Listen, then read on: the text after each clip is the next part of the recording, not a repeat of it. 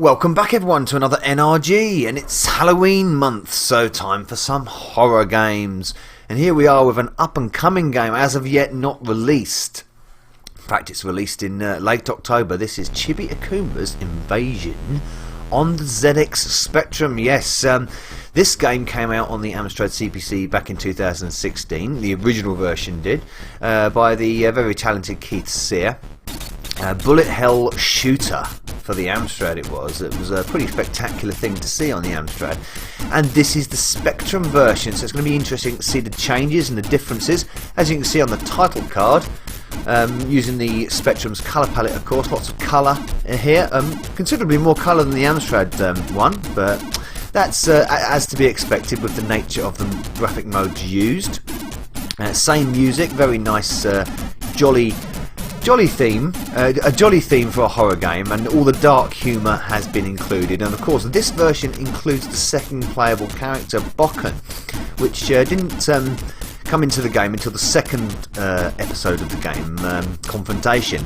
But the game has been sort of rewrote a little bit for the Amstrad and on other platforms also to include Bokken in the first episode. So here we go. After a hard night massacring villagers and harvesting their blood, Chibi is having a well-earned day's sleep. And here we go. And this gets crazy very, very quickly, with lots of bullet hells and lots of death going on. So what we're going to say first is obviously the Spectrum has got to deal with the attribute clash in its graphic mode.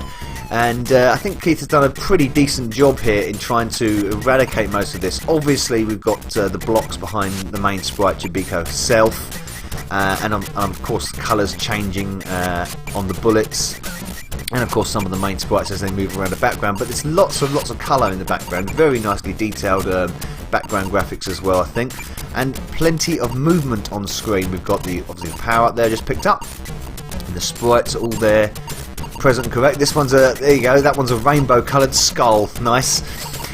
You'll probably notice as well, if you've seen the Amstrad version, the bullets from the enemies are much larger. I'm dead straight away. KO. Never mind, there's plenty of continues in this, and you need them. So yes, the bullets are massive on the Spectrum.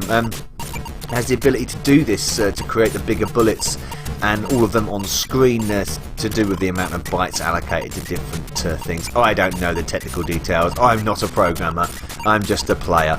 And as a player, it's very enjoyable. It's just, I wouldn't say it's as enjoyable as the Amstrad version, because the visuals are, for me personally, a little bit more distracting when it comes to some of the clashes and the mergements of the colours going back and forth. But I do appreciate the effort gone into the detail, especially of the background, and the sprites are very detailed as well.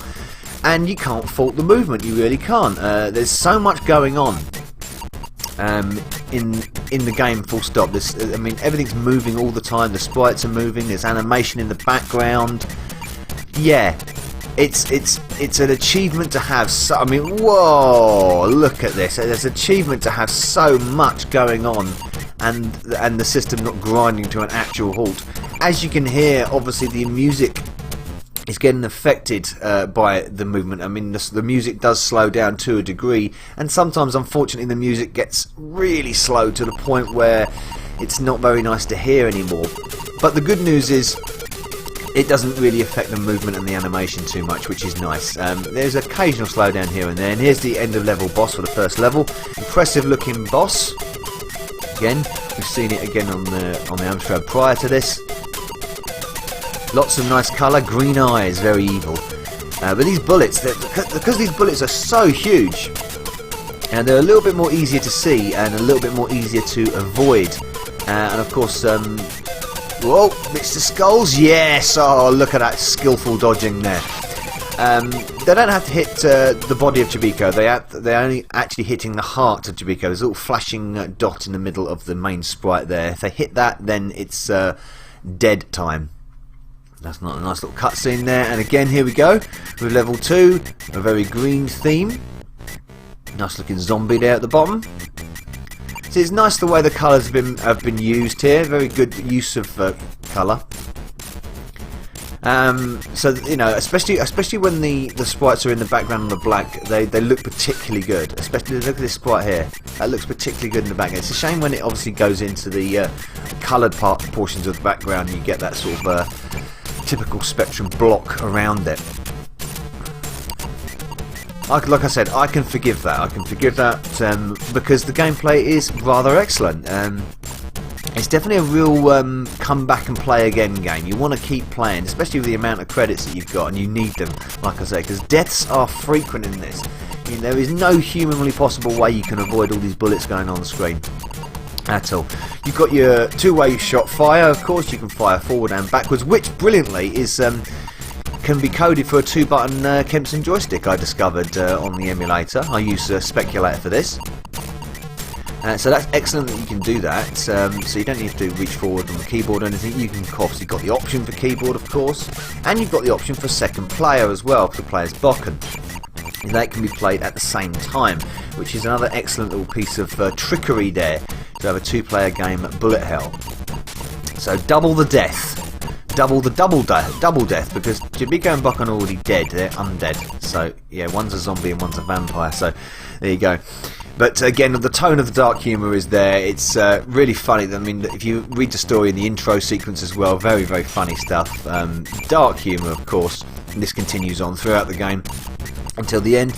And yeah, plenty of fun to be had. And here we go with the very amusing second level boss, which is the zombie Pikachu, which is fun. Looking particularly gory when you big copyright infringement is approaching. Zombie Chew. I do find this rather amusing. I do like the fact that the speech bubbles have gone. I think Keith, to be honest, didn't put the speech bubbles in the original game. I think he only put them in the second game because they were a little bit too much, I think, for the Amstrad version at least. I'm bitten absolutely annihilated here by this.